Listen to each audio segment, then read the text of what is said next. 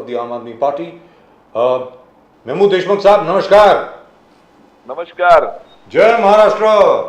जय हिंद। जय महाराष्ट्र। जय सर महाराष्ट्र। कैसे हैं सर? जय भवानी। सर आप ये बताएं, कल शायद कल कि आज कल पूरी इंडिया अलायंस ने भी प्रोटेस्ट किया कि अरविंद केजरीवाल जी जेल में हैं। अभी तक उनके बारे में कुछ हो नहीं रहा है। अरविंद केजरीवाल जी का जो सुप्रीम कोर्ट ने बेल ऑर्डर दिया, उस बेल ऑर्डर के, उस जमानत के ऑर्डर के हवाले से अलग अलग लोगों को जमानत मिल रही है पीएमएलए केस में, और केजरीवाल साहब अभी भी बंद हैं। सर ये क्या चल रहा है सर? ये तो सर नाइंसाफी है, मुझे ऐसा लग रहा है। ये तो बड़ी दुखद बात है। आप बताएं सर प्लीज, महमूद देशमुख साहब। ये नाइंसाफी बोल के आप मतलब ये करें, ये सरासर मतलब भारतीय जनता पार्टी और केंद्र सरकार की बेईमानी है, बदमाशी है। जितनी निंदा करे उतना कम है इस मामले में। ये इंसानियत पे मतलब एक समझो ना, ये बदनुमा दाग जैसी राजनीति कर रहे हैं। एक आपने कल नोट किया होगा, मेरी एक्चुअली पूरे इंडिया में कल प्रोटेस्ट था, लेकिन मेरी तबीयत खराब होने के नाते यहाँ मुंबई में भी आज़ाद मैदान में मुंबई की तरफ से प्रोटेस्ट था और मैं नहीं जा पाया क्योंकि मेरी तबीयत 2 दिन से मेरा मतलब वायरल फीवर था मुझे तो। लेकिन मैं आपको एक बात कहना चाहता हूँ आपके माध्यम से।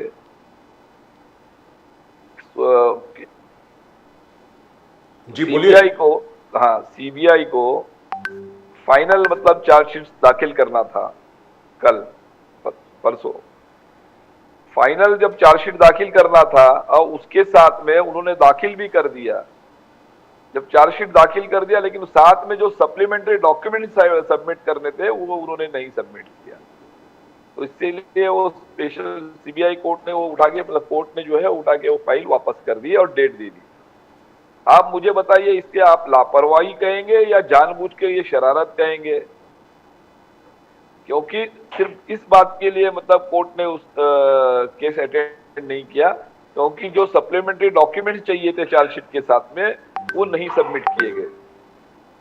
तो कि वो ऑफिसर्स का ये इतना नहीं समझ पा रहे थे कि उनको जब ये चार्जशीट फाइनल जब सबमिट करनी है तो उसके साथ में वो डॉक्यूमेंट भी जो चाहिए, सप्लीमेंट्री डॉक्यूमेंट सबमिट करना चाहिए था, नहीं किया उन्होंने। मतलब ये सब जानबूझ के किसी भी तरीके से, मतलब अरविंद केजरीवाल जी ज्यादा से ज्यादा दिन अंदर रहे ये कोशिश कर रही है भारतीय जनता पार्टी और केंद्र सरकार में बैठे हुए लोग जो हैं, ये जानबूझ के मतलब परेशान करने पे लगे हुए हैं और अरविंद केजरीवाल जी के जान से खेलने का काम कर रहे हैं। महमूद देशमुख जी मुंबई पे आते हैं। मुंबई पे आम आदमी पार्टी जबरदस्त तरीके से प्रोटेस्ट कर रहा है। धारावी पर प्रोटेस्ट चल रहा है जहां आप लोग लीड कर रहे हैं। बैंड्रा ईस्ट में आप हंगामा कर रहे हैं। जो एक सेलेक्ट ग्रुप है जो अलग अलग ज्ञानेश्वर नगर वगैरह, वहां पर आपका संघर्ष चल रहा है। प्रीति शर्मा मेनन जी का वहां पर एम वार्ड में संघर्ष चल रहे हैं। वहां प्रीति शर्मा मेनन ने खुलेआम इनको ट्वीट किया कि हम जैसे नेताओं का सुनते नहीं तो आम आदमी का कैसे सुनेगा। बिल्डर, बीएमसी, करप्ट नेक्सस वो तोड़ना चाहिए। तो क्या चल रहा है? क्या आम आदमी को कोई चैन नहीं है? ये नेक्सस से अलग अलग संघर्ष चल रहे हैं। महमूद देशमुख जी, प्रदीप जी थोड़ा इंतजार कर लीजिए और 2 महीने का खेल बचा हुआ है। महाराष्ट्र के अंदर भी ये सरकार बदलने वाली है, बदलने का समय आ गया है। इनकी जो तानाशाही है, ये भ्रष्ट सरकार जो है ये बदल जाएगी तो अपने आप ये जमीन पे आ जाएंगे। ये हकीकत है। हर जगह पे अगर आप आज देखेंगे पूरे मुंबई शहर में, जैसे अभी संत ज्ञानेश्वर नगर की बात आपने कही, हाँ वहां पे है ना, वहां पे जो चल रहा था 4 दिन पहले कुछ और है, 4 दिन बाद कुछ और होता है। अब नेता लोग जागते हैं और जाते हैं, वो कहते हैं कि नहीं नहीं मैं आपके साथ में हूं। अरे बेवकूफ बनाने का धंधा बंद कर दो। क्यों जनता अब पब्लिक जो है, मुंबई शहर की पब्लिक जो है वो भोली नहीं रहेगी। वो भी समझ चुकी है कि हमारा शुभ चिंतक कौन है, हमारा वेल विशर कौन है और हमारा दुश्मन कौन है। ज्ञानेश्वर नगर के बारे में मैं कहता हूं कि कल तक कोई नेता वहां पे नजर नहीं आ रहा था। पिछले 15 दिन से बरसात में भीगते हुए वहां की आवाम, वहां की जनता लड़ाई लड़ रही थी और महमूद देशमुख वहां पे लड़ाई लड़ रहा था। तो अब क्यों आ रहे हैं लोग थे? अब क्यों आ रहे हैं? अब उनको सामने चुनाव नजर आ रहा है जी, सामने चुनाव नजर आ रहा है। पैर के नीचे से जमीन सरक चुकी है। अब वो ये सोचते हैं लीपा पोती कर लेंगे, थोड़ा सा मलम पट्टी लगा लेंगे, है ना, ब्रेड बटर का खेल खेल रहे हैं। लेकिन पब्लिक बहुत होशियार है, पब्लिक उनको अपनी जगह दिखा के रहेगी। इंतजार कीजिए, 2 महीने में बहुत सारे मुंबई में बहुत सारे नेताओं का नशा उतर जाएगा। अरे पूरे महाराष्ट्र में क्या हो रहा है, मुंबई में खास करके मुंबई की अगर आप बात करेंगे, एक बात मैं आपको बताना चाहता हूं, धारावी में अगर अदानी है तो बांद्रा ईस्ट के अंदर भी अदानी ही है, संत ज्ञानेश्वर नगर में भी अदानी है। डीबी रियल्टी जो है, डीबी रियल्टी एक शाहिद बलवा की कंपनी है, उसका जो डायरेक्टर है नबील पटेल, उसके साथ में जो है मतलब आरसी ग्रुप, ये कौन है, ये किसके साथ में काम करते हैं, इनका बैकग्राउंड निकाल लीजिए आप, सब अदानी के लोग हैं।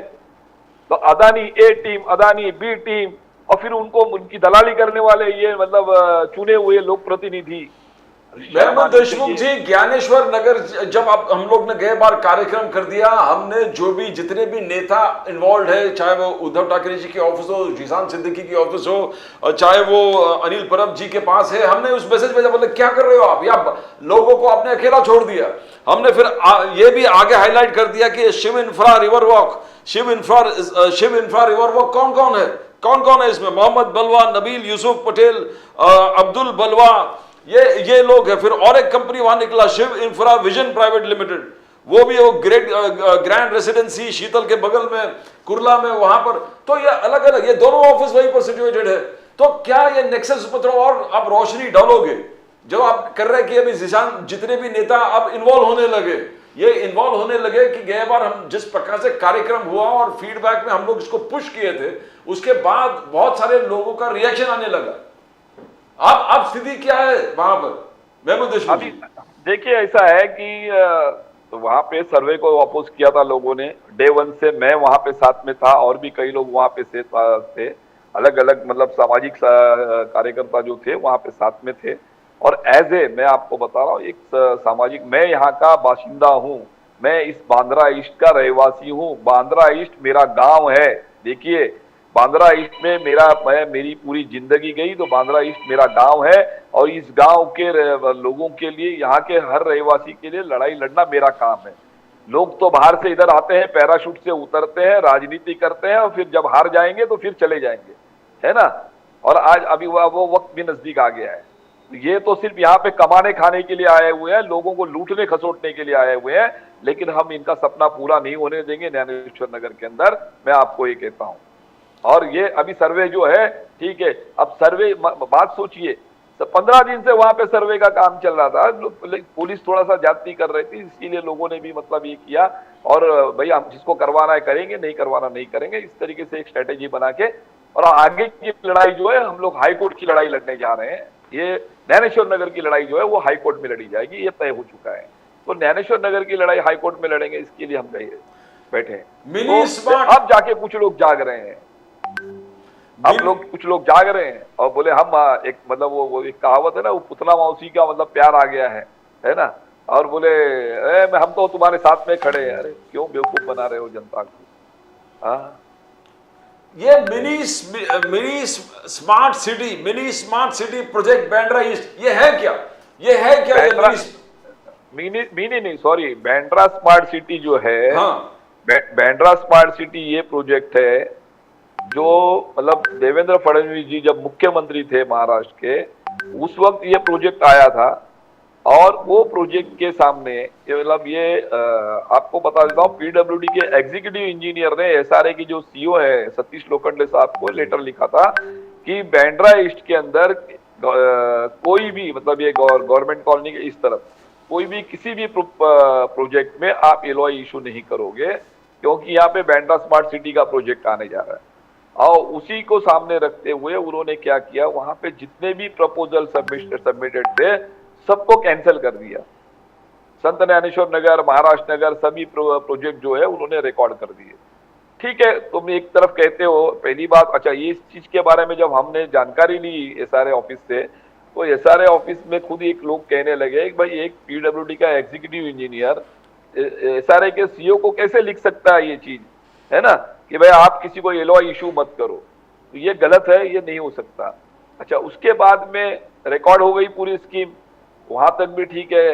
अब उसके बाद क्या होता है, कुछ दिनों के मतलब किसी को एलओआई इशू नहीं किया जाएगा ये कहा गया, और एक तरफ आप कहते हो कि किसी को एलओआई इशू नहीं होना चाहिए इस तरफ, और फिर अचानक ऐसी क्या बात है कि वहां Shiv infra LLP river walk company आ जाती है, शाहिद बलवा की कंपनी आ जाती है, आरसी ग्रुप आ जाता है, तरह तरह की अलग अलग कंपनियां वहां पे आ जाती हैं, और उनको प्रपोजल भी दे दिया जाता है वो आउट।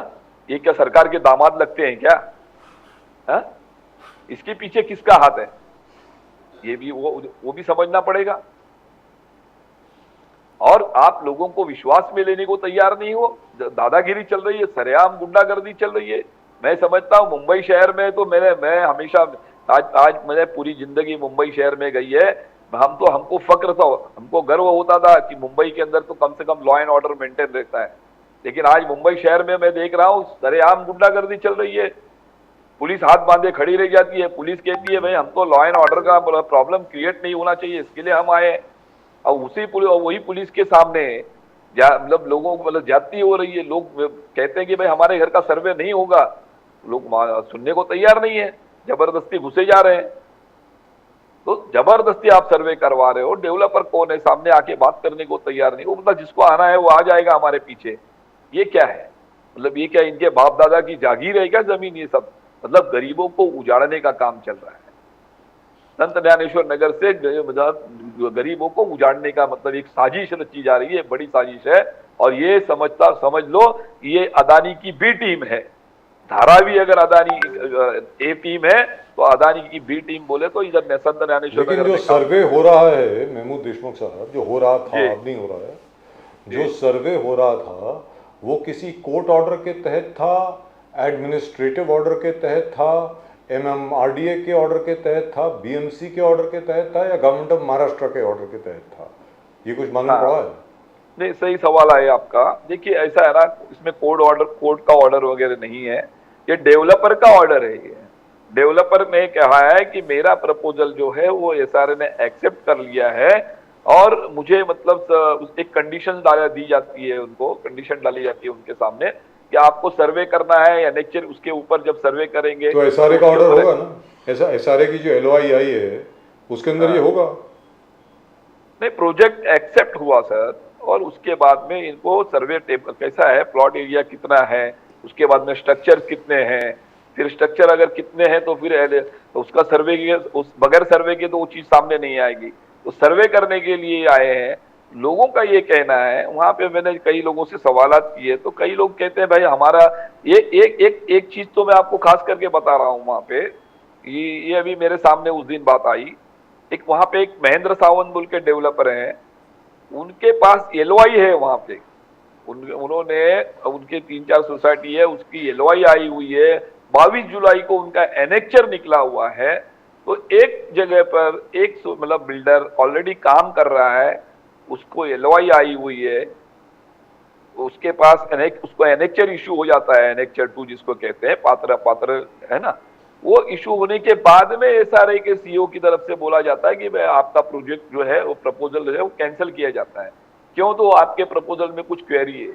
आप मुझे एक समझ में नहीं आ रहा है कि क्वेरी है, अगर क्वेरी होती तो फिर आपने प्रपोजल एक्सेप्ट कैसे किया, आपने उनको LOI इशू कैसे किया, आपने एनेक्चर कैसे इशू किया, ये सब सवाल खड़े हो जाते हैं। तो सीधी सी बात है, बंद लफ्जों में अगर पूछा जाएगा, कहा जाएगा तो इसके पीछे ऊपर कहते हैं कि ऊपर से प्रेशर है। अब वो कौन सा प्रेशर है, वो कौन सी अदृश्य शक्ति काम कर रही है, ऊपर कौन? ब्यूरोक्रेट्स भी डर रहे हैं, प्रशासन हिल रहा है, ये कौन लोग हैं? ये ऊपर कौन है? ऊपर वाले कौन है? वही तो समझ में नहीं आ रहा है, ये ऊपर कौन है? ऐसे कौन से महानुभाव हैं जो लोग है ना, ये लोग तो लोग तो डरे होंगे बेचारे वहां पे लोगों की तो हालत खराब होगी। एक तो बरसात हो रही है, ऊपर से कुछ मालूम नहीं, अभी सर्वे के लिए आए हैं, कल बुलडोजर लेकर के आ जाएंगे, फिर क्या करेंगे लोग? आ जाएंगे, सीधी बात है। नहीं, एक सोचिए ना, एक प्रपोजल में एक तरफ एक साइड में किसी को आप LOI इशू कर देते हो, और दूसरी तरफ आप बोलते हो नहीं अब वो आप नहीं कर सकते हो, आप हट जाओ, किसी और को ही देना है वही करेगा। इसके अंदर कहीं ना कहीं में दाल में काला है ना, कहीं ना कहीं दाल में काला है इसमें। और एक देखिए, मैं आपको बताऊं, आज अभी महेंद्र कल्याणकर जो नए सीईओ आए हुए हैं, जी वो उनके भी बस की बात नहीं है, वो बेचारे क्या करेंगे। हकीकत है, जब तक इसके अंदर राजनीतिक दबाव नहीं होगा, है ना, तब तक मतलब कोई सीईओ भी क्या करेगा। सर, राजनीतिक जवाब छोड़िए, मुझे लगता है जो यहाँ के मालिक हैं वही बोल रहे हैं करने के लिए। आज की तारीख में तो मालिक हो गए ना। आपने जिनका नाम लिया, आपने जिनका नाम लिया, जो उसके पीछे हैं, इस बिल्डर के पीछे जो हैं, वो तो मालिक हो गए ना यहाँ के। हाँ, मालिक ही समझे ना। अरे सर, तो अभी सब कुछ तो उनके पास है सर, एयरपोर्ट उनके पास है, बंदरगाह उनके पास है, ट्रेन उनके पास है, तो सब कुछ पूरे देश के मालिक है सर। बिजली भी उनके पास है। ऐसा है बजाज साहब जी बोलिए। पूरे देश के मालिक हैं, एक चौकीदार बिठा रखा है उन्होंने, सुनिए, देख रेख करने के लिए एक चौकीदार बिठा रखा है, और देश मालिक अपने जगह पे बैठा हुआ है। तो आपका जहां तक सवाल है, आपको दाद देनी पड़ी होगी, आप लोहा ले रहे हैं देश के मालिक के साथ, कहने का मतलब ये नहीं सर, एक बात सुनिए बजाज साहब, मैं सिर्फ, अगर मेरा सर झुकता है तो सिर्फ ऊपर वाले के सामने झुकता है। मैं राजनीतिक लड़ाई नहीं लड़ रहा, मैं धर्म और अधर्म की लड़ाई लड़ रहा हूँ, सत्य और असत्य की लड़ाई लड़ रहा हूँ, मैं हक और बातिल की लड़ाई लड़ रहा हूँ। और जब अगर मैं हक पे हूँ तो मैं किसी की परवाह नहीं करता। मेरा मालिक तो ऊपर वाला है, ऊपर बैठा है, और हमारा और आप सबका मालिक एक ही है, एक सबका मालिक एक है साहब। जय साईं राम, सबका मालिक एक है। करेक्ट प्रदीप जी।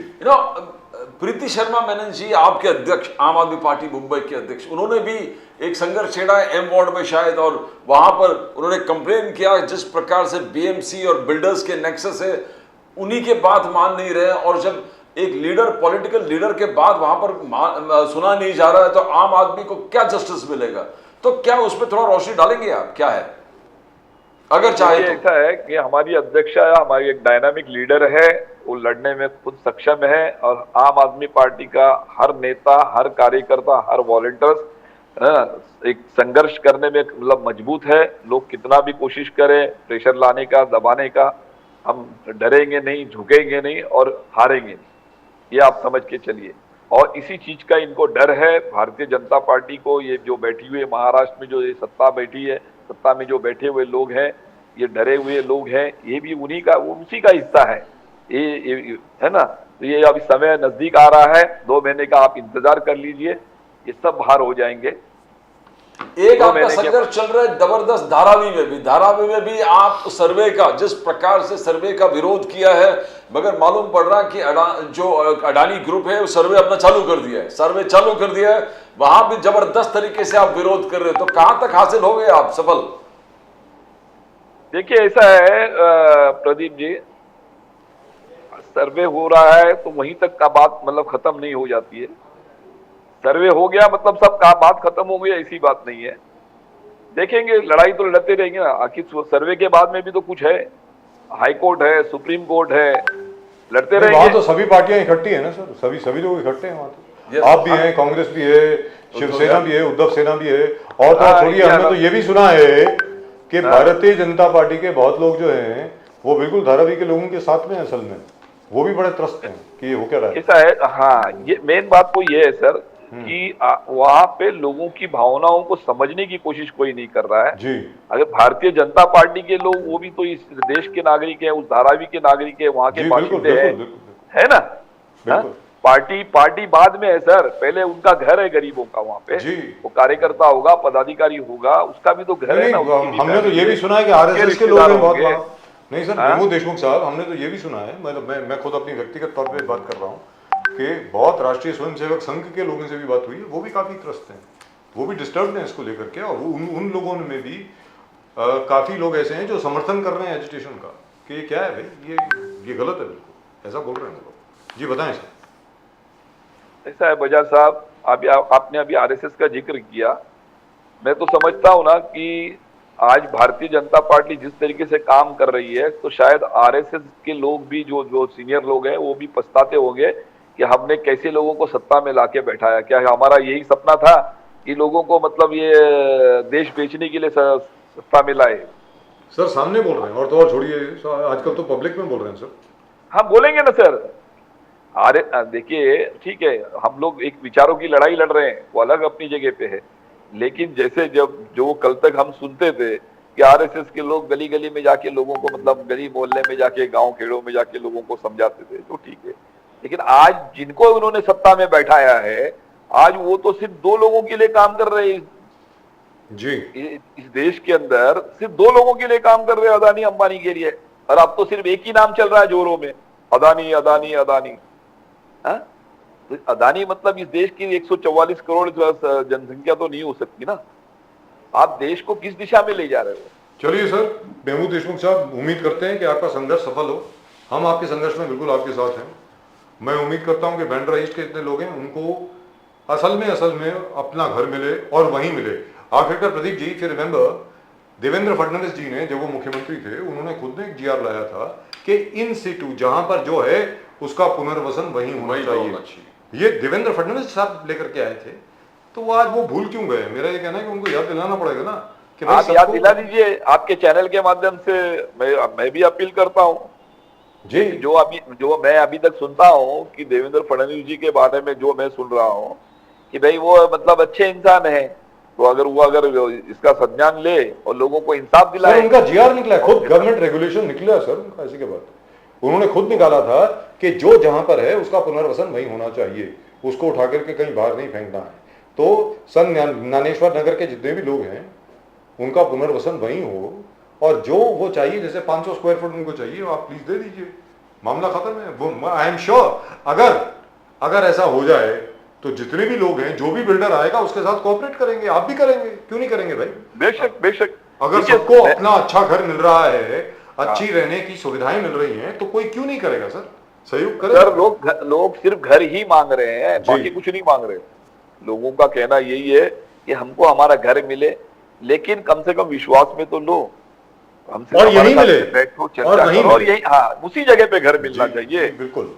उसमें वो एग्रीमेंट में बाकायदा लिखा जाता है कि भाई कहीं जहां पे भी देंगे चले जाएंगे, ऐसे नहीं होता ना। I agree sir. Mahmood Deshmukh sahab, बहुत बहुत धन्यवाद आपका हमारे साथ जुड़ने के लिए। नमस्कार। और मैं उम्मीद करता हूं एक तो आपका संघर्ष जो है वो कामयाब हो, we have lost him already. एक तो आपका संघर्ष कामयाब हो, और दूसरी चीज क्या है कि अरविंद केजरीवाल को जल्द से जल्द, अरविंद केजरीवाल जी, मनीष सिसोदिया जी, सत्येंद्र जैन जी और विभव कुमार जी का तो केस ही बड़ा अजीब है, उनको बहुत जल्द से जल्द जमानत मिले और वो बाहर आए। और जितने लोग सारे और अलग अलग प्रोजेक्ट से अफेक्टेड है, उनको भी न्याय मिले, एकदम फौरन न्याय मिलना चाहिए, सबको घर मिलना चाहिए। और इसमें 50% ऑफ मुंबई आ जाता, बिकॉज पूरे स्लम्स में अगर न्याय मिलता, बिकॉज पूरे स्लम्स आज के तारीख में अडानी जी के पास है। Airport land, Dharavi project, Bandra East, everywhere. Right, thank you so much sir. Thank you Mahmood Deshmukh sahab. Jai Hind, जय महाराष्ट्र। Thank you. जय हिंद, जय Maharashtra. But really, Pradeep ji, this has gone long enough. I mean, क्या है मतलब ये सारे पॉलिसी जो है, it seems to be failing more than succeeding. I mean, what's going on here? We've been covering it now ever since the SRA policy was introduced. here the problem is there will be no incentive. They want them out of this particular. That's right. Otherwise they say they will not be able to make any profit. So where will they go? There's no other land available. कहाँ जाएंगे? वहीं भेजेंगे इनको, मुलुंड के आगे। और बुलंद के आगे अगर भेजते हैं तो वहां जाएगा कौन सर? डंपिंग ग्राउंड में कौन रहेगा? आप मुझे खुद सोच के बताइए।